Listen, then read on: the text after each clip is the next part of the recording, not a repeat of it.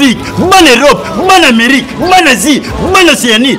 Bisogna so tous s'abonner massivement à Cité Zahir News TV. Cité Zahir News TV, ma gag, ma télé-réalité, ma mission, Nia Télé Comédie, Culture à Congo, s'abonner massivement à Cité Zahir News TV. Ouais, bana Congo, bana Kinshasa, balobi tous s'abonner à meilleure chaîne.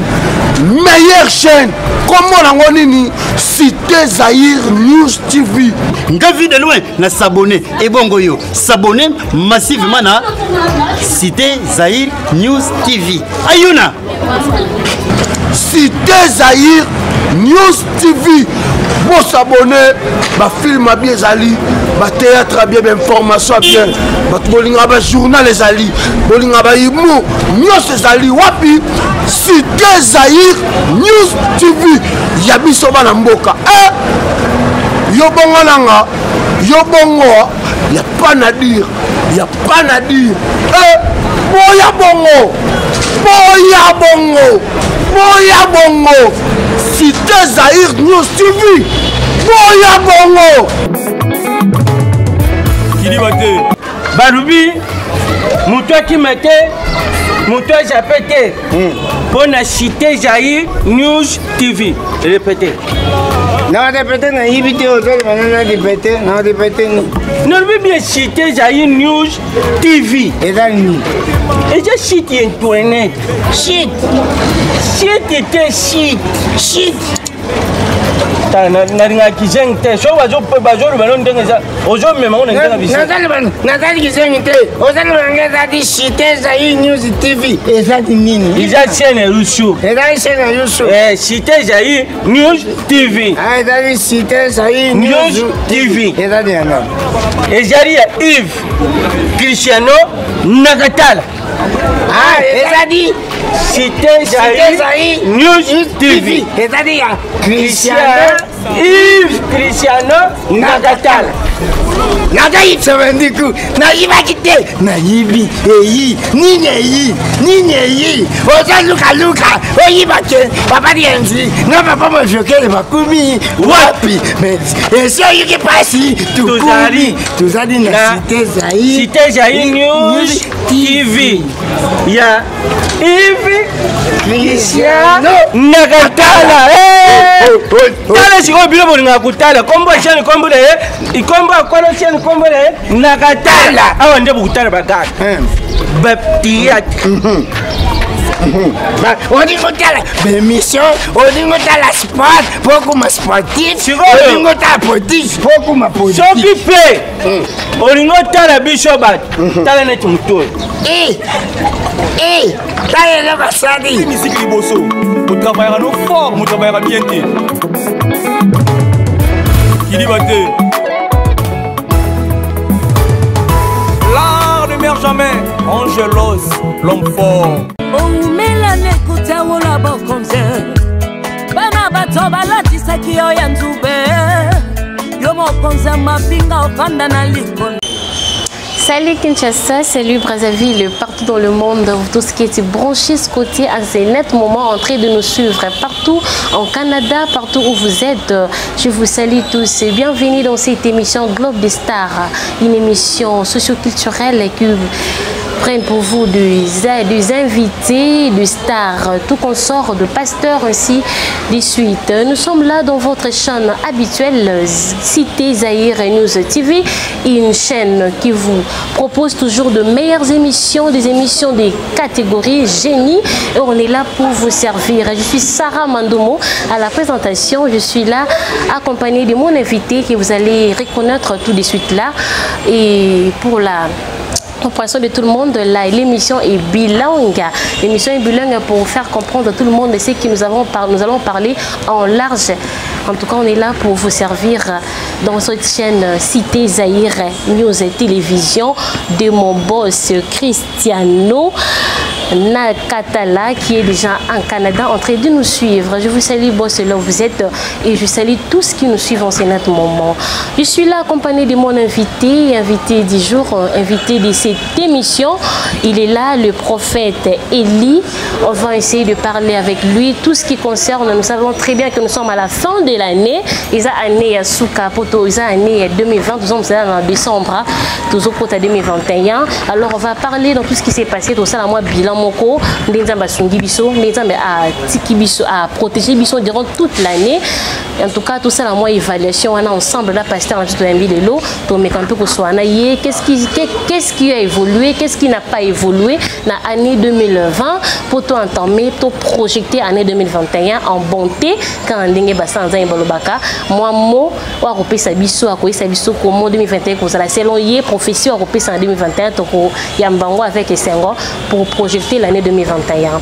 En commençant directement, je vais vous présenter l'invité du jour. Il est le pasteur Eli, que je salue déjà. Salut pasteur. Salut. Prophète plutôt. Salut maman. Ok, comment vous allez? Bon, je vais très bien par la grâce de Dieu. Et pasteur Eli, de large partout dans le monde. Prophète Eli, oui, vous êtes le prophète, mais dans quel ministère? Je suis dans le ministère prophétique. Oui. J'ai depuis 1998, je suis en train d'exercer ce ministère prophétique que l'Éternel m'a accordé. C'est vraiment un ministère pour restaurer beaucoup de âmes et puis pour donner vie à ceux qui n'ont pas la vie. C'est ça un peu le travail. Ok, depuis 1997. 1997, vraiment ça date déjà, ça date vraiment de longtemps. Et quels sont, nous avons passé le maramuni, année c'est passé na haut, nabi kelo on se banana mukie pe mataka. Alors quels sont vraiment réalité côté na haut difficulté to bonté on a passé le na diront ya bané au salle na ministère. Bon. Il y a beaucoup de choses que Dieu a sélectionnées en l'année 2020, malgré les problèmes qu'on a ratés. Mais Dieu nous a fait beaucoup de choses, beaucoup de bien. Il y a cela que journée il y a qui One Gloire. Journée où on a essayé de passer le délai.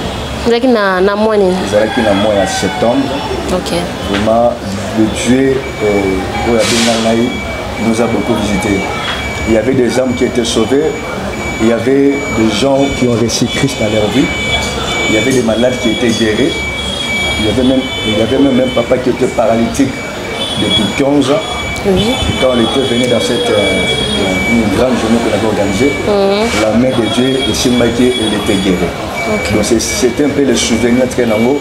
Quand je voyais la famille en train de louer Dieu, j'ai dit ça, c'est Dieu qui peut faire ça. Voilà. Donc malgré que tout besoin arrêter les épreuves, mais du moins, année, lequel bichon la gloire m'a caché, je peux dire ça. Ok. C'est ça. Vous êtes congolais, vous êtes à Katamboka, vous avez une notion de passé à Katamboka. Nous voulons un peu parler de tout ce qui nous a, de tout ce qui nous ont parcouru. Nous sommes l'équipe ici en 2020. Tout le monde est membre de c'est passé. Vous êtes congolais, bien que nous avons toute la politique qui était mais quand même vous êtes en Mboka Oyo, vous êtes en Mboka Makambo. Tout le monde passation à pouvoir et Salamaki, la début année. On a depuis l'année 2019, tout le monde est membre de l'équipe, tout outil na régime, surtout côté na régime yasika. Selon yo moi bilan wana so mon on dit. Bon, bilan je peux dire que en tant que le prophète de Dieu, je peux dire que le bilan a été très bien. Non, positif. Oui. Positif. Pourquoi? Parce que il y a un belé balinga qui m'a quitté dans Mboka. Le Dieu que nous prions, le Dieu que nous servons, il n'a pas voulu que Makile Tanganabo. C'est pour cela toujours qu'il pouvait me passer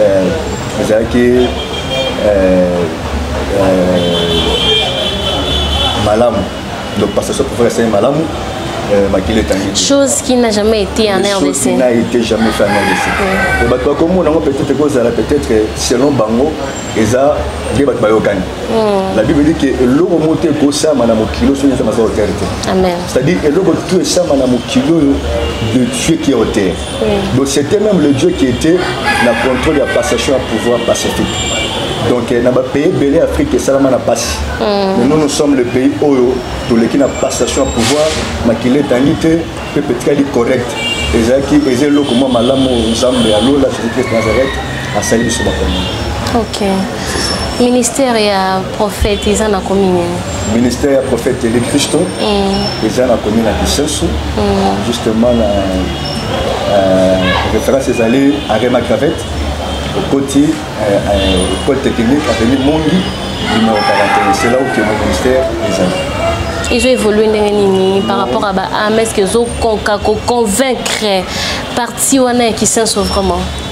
Ministère, je voulais très bien parce que la question qu'on a sali na boloba 12 ans à mon question et j'ai un bateau qui la gangai en tant que l'homme de Dieu parce que j'ai une solution belé au ministère et apporter la commune à question. Bateau belé qui la gangai et puis l'église je voulais très bien. À chaque fois, dans la activité, les gens répondent.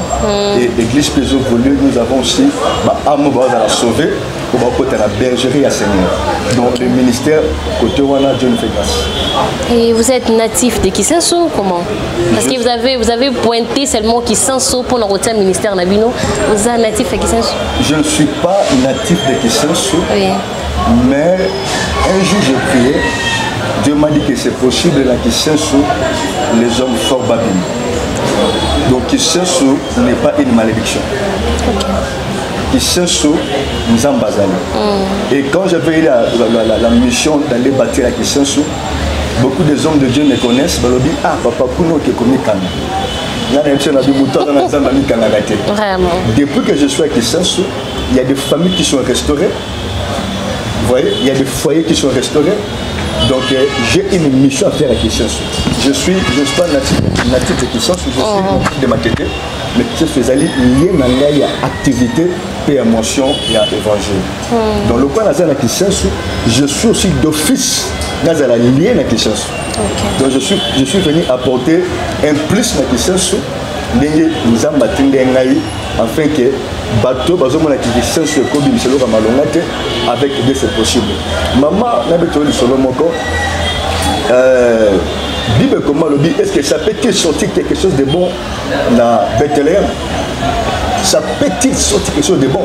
Moi je dirais qu'en Kissenso nous avons des hommes forts. Oh, on a 2021, je le dis, il y aura des hommes aux âmes et des hommes de femmes aux âmes au la commune de Kissenso. Ok. Là, j'ai dit amen pour ceux qui sont des Kissenso. Et je voulais dire un truc là. Vous êtes de Matete, quel quartier? Je suis de Matete, justement, quartier Malandi. Malandi. Mais le prophète Élie a choisi Kissenso pour faire son ministère. C'est ça. Mais vous êtes déjà arrivé une fois dans la propagande, tout le monde a député national de l'église pour faire des offres.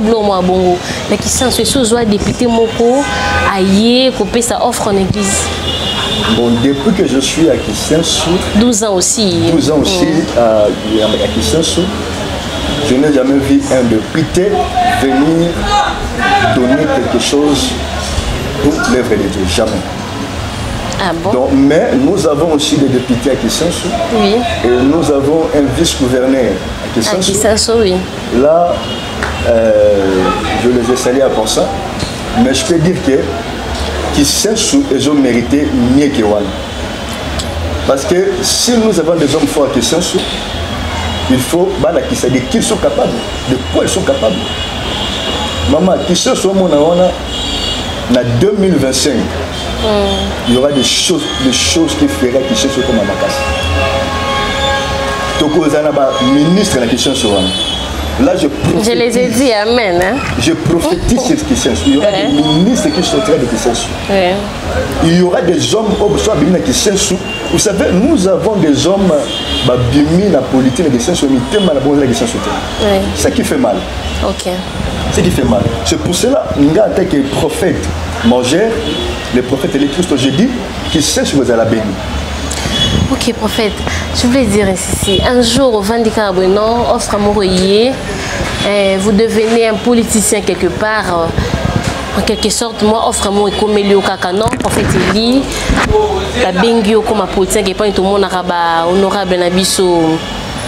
Comme pasteur Godem Poy Bazaba honorable na parlement na provincial wana, est-ce que offre na souke Eli ou le prophète Eli, qui sera ta réaction? Bon, en fait, l'église n'est pas au milieu du village. L'église est au milieu du village. Donc vous ne voulez pas partager? Moi, je ne peux pas faire la politique. Il y a des raisons? J'ai des raisons personnelles. Parce que vous allez voir, il y a combien de hommes de Dieu il y a qui chassent à côté de la politique. Ils sont beaucoup. Et au contraire, ils sont salis. Nous sommes là pour donner des conseils. Donc moi, je vais côté de la politique, comment corrompre les politiciens. Les hommes de Dieu, je dis. Donc, je vais passer à la politique. Mais pour l'instant, je ne ferai pas la politique.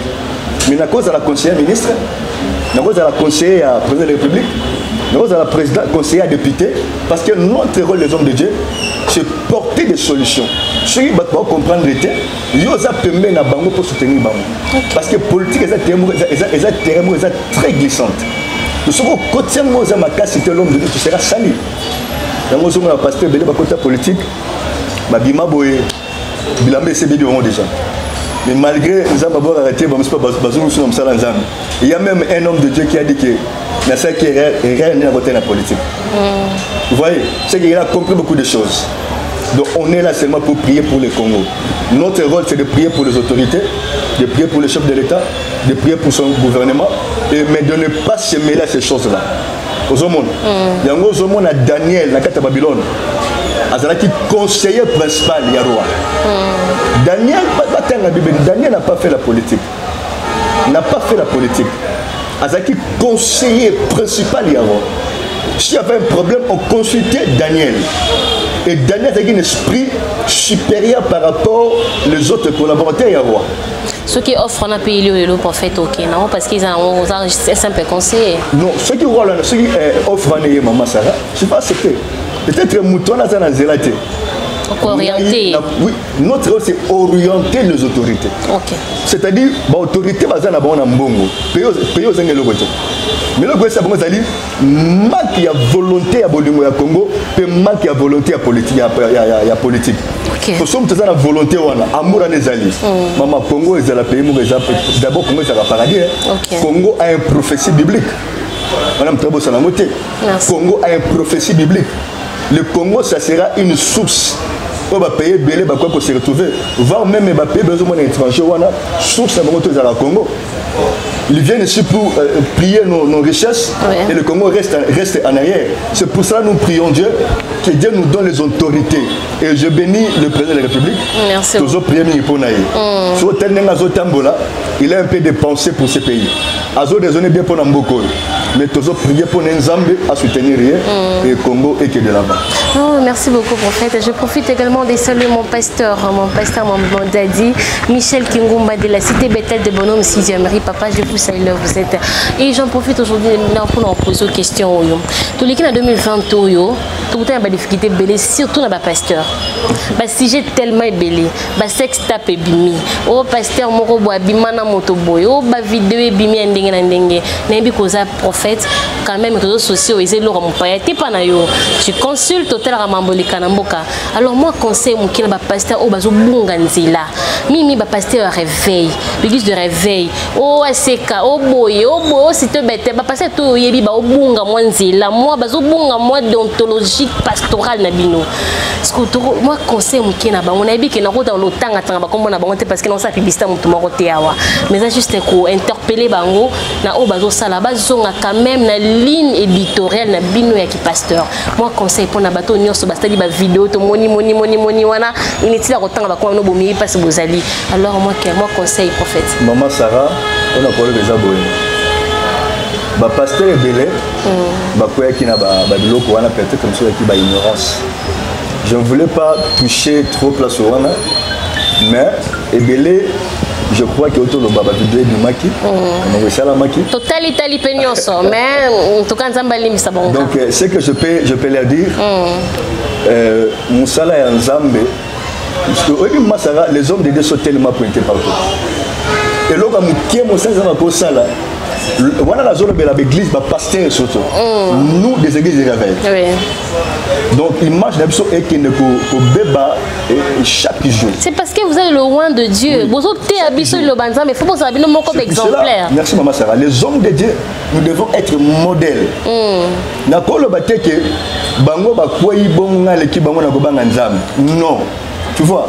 Mais d'accord conseiller bango que monsieur offre à la sage macasse. Très sage. Ouais. Donc, tu battre le christianisme. Voilà. Et puis, l'homme sous maman Sarah et ça, le pasteur, Bassamba Boepo, Bazola Namango, un politicien. Et si vous bateau basali ba vidéo ça bon hôtel juste à se pele sinzo do ça bilo moi ça la on a coucou to e baraté mais bouf nzamba mon nene to abimisi en écran et ça mamba politicien pas ça na est-ce que na futa qui pas ça eloko wana moto ça la mawa je te dirais que si manamo ezala qui pour mouton pas côté la politique il y a la question tourner nga liboso OK moi je ne peux jamais de ma vie faire la politique tu vois parce que nous sommes liés na ba buso ba texte sexta lo mo bongo mais nazo conseiller bangonde un petit conseil oui non conseiller bon vous êtes les hommes de Dieu devez garder cette unité garder cette unité nzamba loba na ba sacrificateur ya Israël lobi bo ça la quand wana ngazamé na bana ko se manifester na quand wana non zazamé na bino mais beaucoup ça la jamais busoto na bino na kataka OK songo ça busoto zo pa ou kende libanda ka au sali busoto zo pozu au sumo bulo zo pa ou kondi c'est-à-dire les hommes de Dieu na kata ministère toujours salo ben non nous devons rendre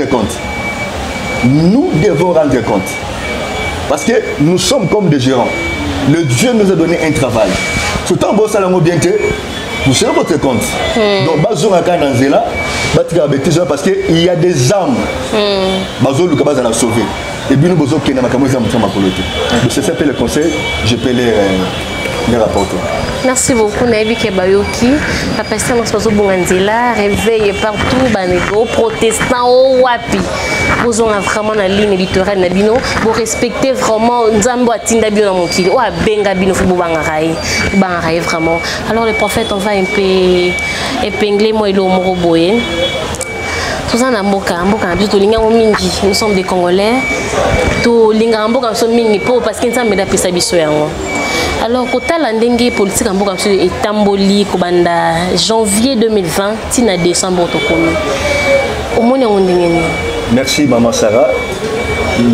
Année oyo mboka l'élection bientôt. Qu'est-ce qui n'a pas marché? Ce qui n'a pas marché, et ça n'a point que peuple tichiko. Et je se retrouve.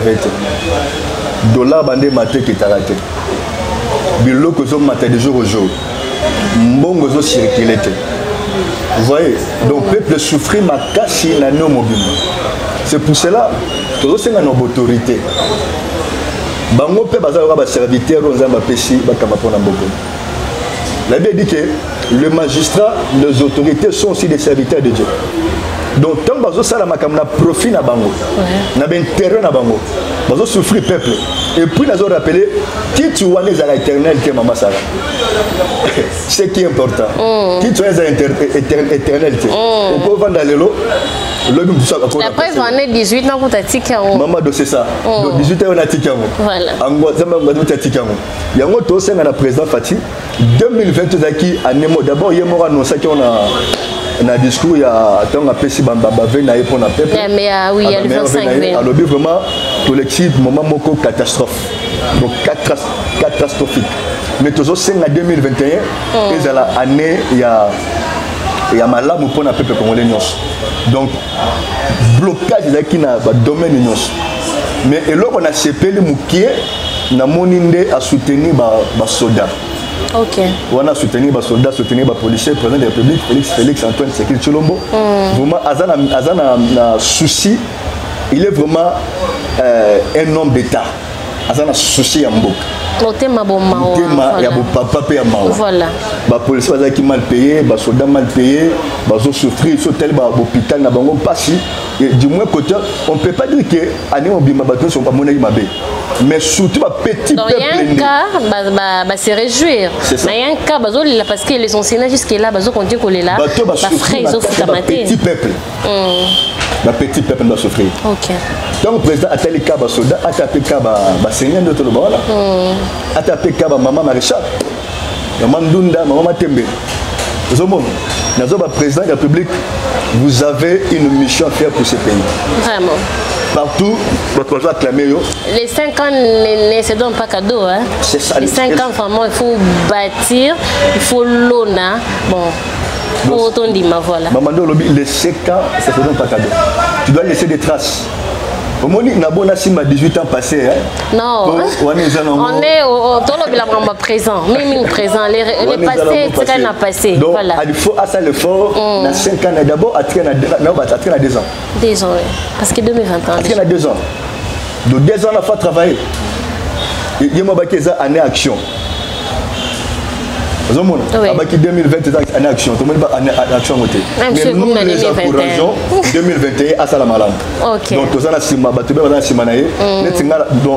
avons passé président, nous sommes au côté de Mboko, je dois prier pour lui. Parce que c'est notre devoir. Oui. Je dois prier pour nous à ça mieux par rapport au Baleki de Bossonaï. C'est ça que je peux dire. Ok. Merci beaucoup. Un mot de fin. Comme déjà cité petit à petit dans cette émission Nabiso et un mot de fin pour l'année où ils ont projeté il y a déjà année 2021.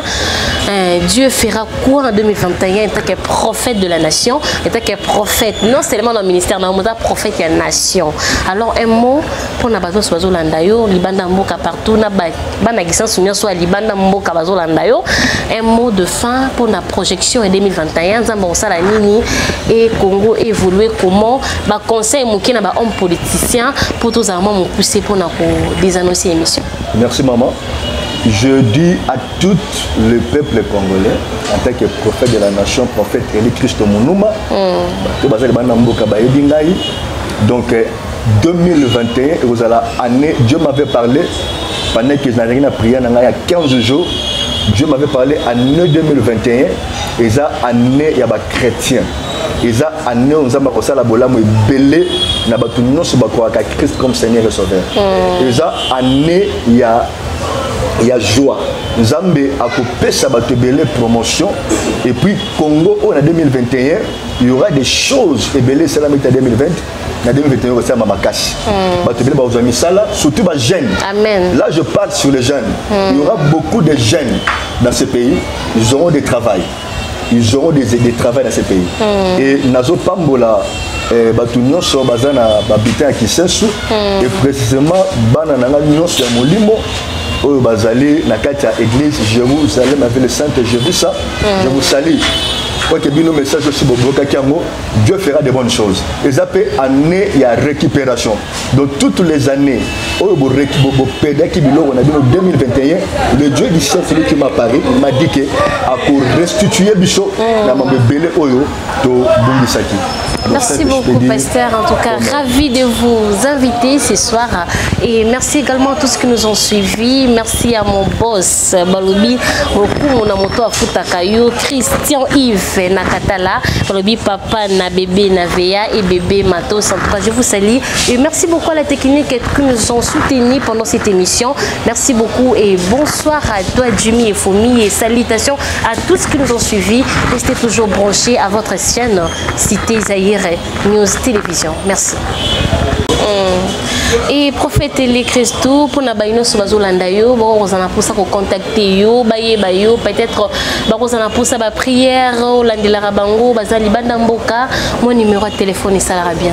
Merci maman Sarah bato sur bazana pour ça contacter prophète Eli Christou mon numéro il y a WhatsApp ezali plus 243 89 79 00 604.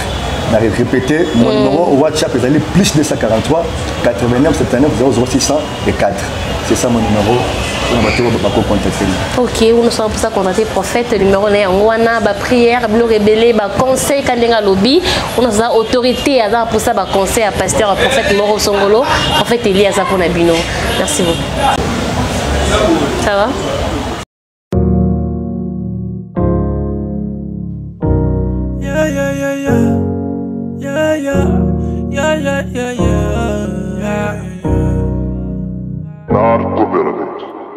Oui, j'assume mes bêtises.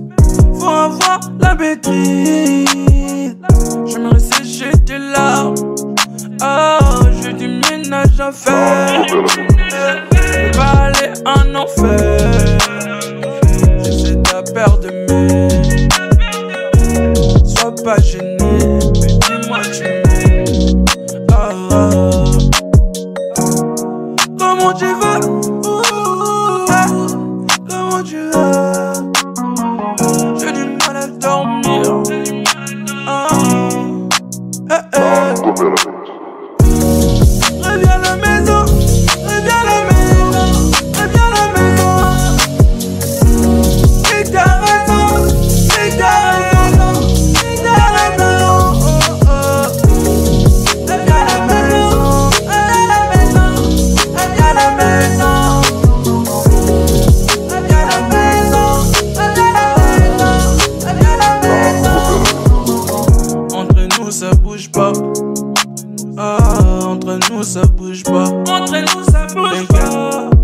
moi la fautive.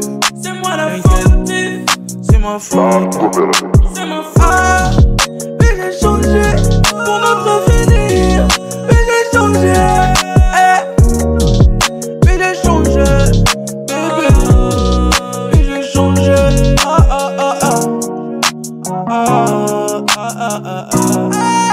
J'ai changé. Pour notre avenir. J'ai changé.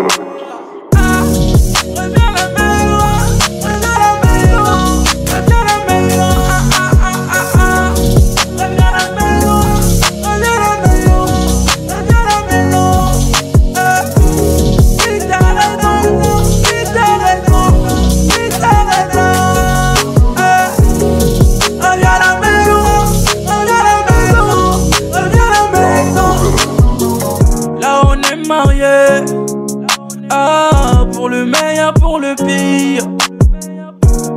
Bébé Nanga, chérie Nanga. Laisse-le parler. Oui, j'ai changé pour toi. Chérie Nanga, j'ai changé pour toi. Hey, les loto balani. Na na na na, na na na na, na kimi mangte. Wow wow wow, le loto balani. Chérie nanga, bébé nanga, le loto balani.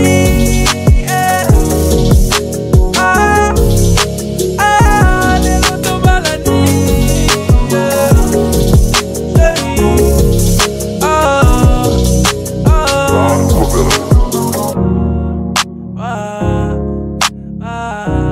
Elle est à la maison.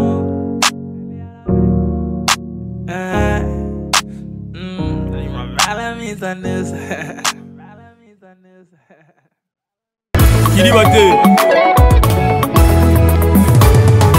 L'art ne meurt jamais. Angelos, l'homme fort. Quand on est fort, hein. Quand on n'est pas fort, on fait les efforts pour être fort. Moi c'est Angelo, c'est boire à mon maman Len, Zalimbo, père son âme. Maman Germaine Nzalim Pia, Yoka Mwana na yo. Yabo Zalate, Eric Ekabe, un garçon crédible. Pour le gens qui a embouteillage, Chamoni Potiramba Nanaye, Animi Moussalane, Beba, Dala Niveau, Sarah Boanga, Yaya.